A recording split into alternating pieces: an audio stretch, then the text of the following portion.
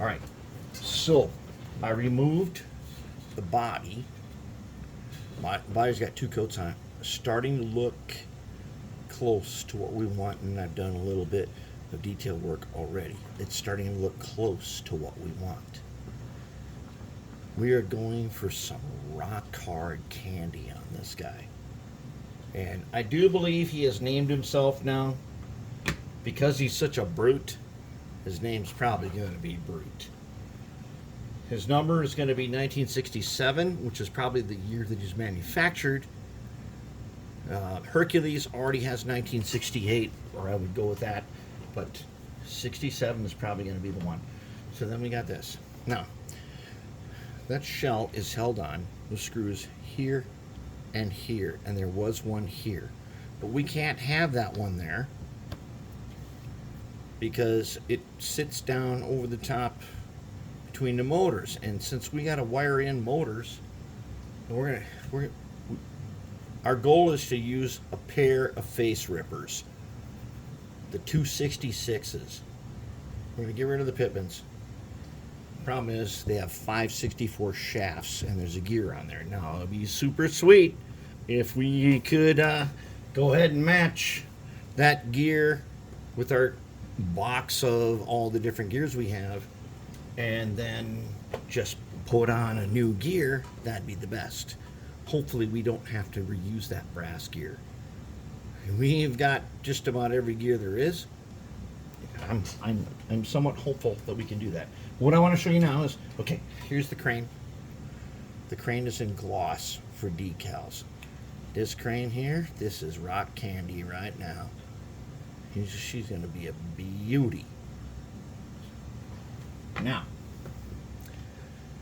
got in here and I went ahead and did the teal insides, because up here on the screen we see a U50, and you can see right through there to that big blower. All right, so since we have to look through, and we want to make sure that we can look through to see our blower, I painted the blower gray. What did I use? Celestra gray. Painted the blower gray. I put the teal color in here, and then I went around a little more Blood Angels, because you're not going to see too much.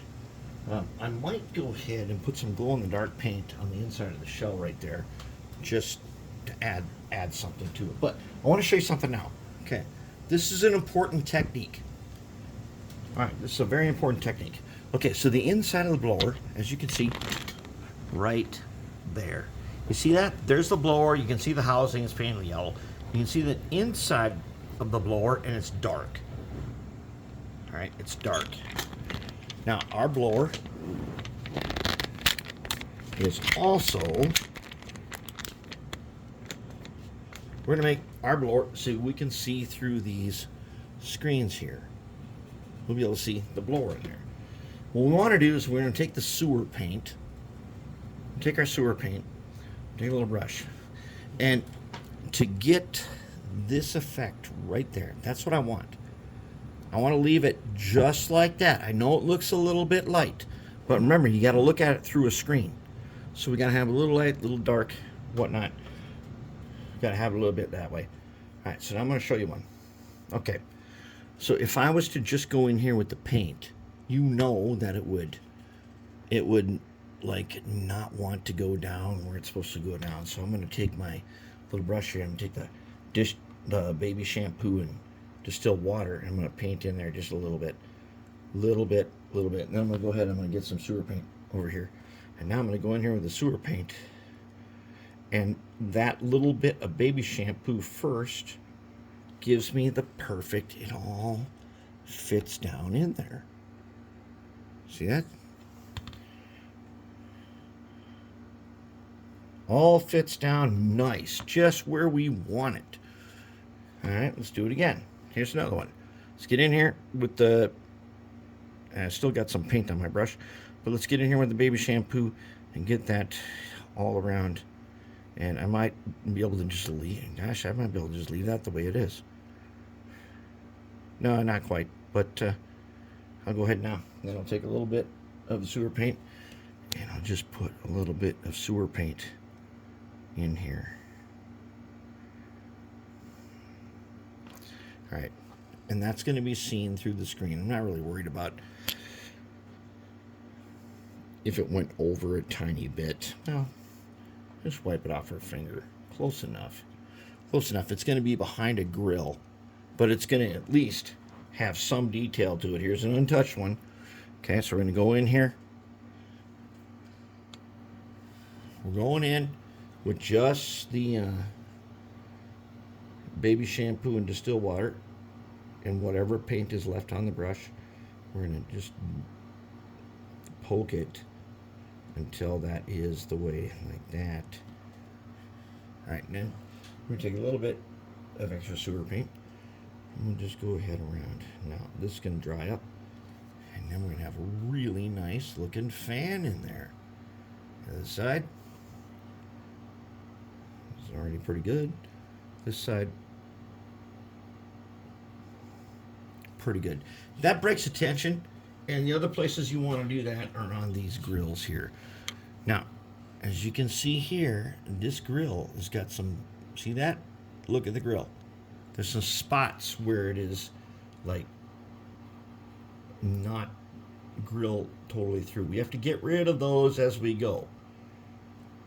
All right, and over time we will get rid of those. And we want to get rid of them more and more until we don't have any of those little. Here, this one's really bad. See that? Okay, we want to get rid of that. I got some alcohol right here. Now, alcohol will take off the other paint. Yeah, but that's okay, because we can panel line this later. All right, now our main screens are looking pretty decent. And our body here, I know you guys think this looks like crap right now, but once we get to rock candy, it's going to be amazing. Contrast paint on the top, you're like, oh my god, look at it, it looks like crap. Yes, it looks like crap this way, but we got to go to full gloss before we do decals, and then we got to go ahead, put the decals on, and then all of these doors and things that are etched in here, we're probably going to go ahead and panel line them all. And it's going to be amazing. It's going to be incredible. We put decals on before we panel line. So the next step is to finish off whatever red we're going to do. However much more blood angels we want to do on here. I think it's good enough as it is. We do that. We make the decals. We put them on. Well, we gloss coat it, then we put the decals on. Then, when we're done with that, we seal it with some matte finish, which is really not very matte, and then we're going to go ahead and we're going to panel line these doors, and they're going to look amazing. They're going to look incredible. And so far, so good. This is really looking good. And the cab, fortunately, we can get access to it. So now I've already put in a coat of that puke green on the inside of the cab. And the thing about this cab is these windows are chromed. So we get to use Mr. Metal on that. Now the question is, do you do Mr. Metal before or after your matte finish? You do it after the final matte finish. Then you go ahead and you put the Mr. Metal on. Because then you use a Q-tip to polish it, and it polishes up nice. Now I'm going to put a little bit of white on some of these handrails.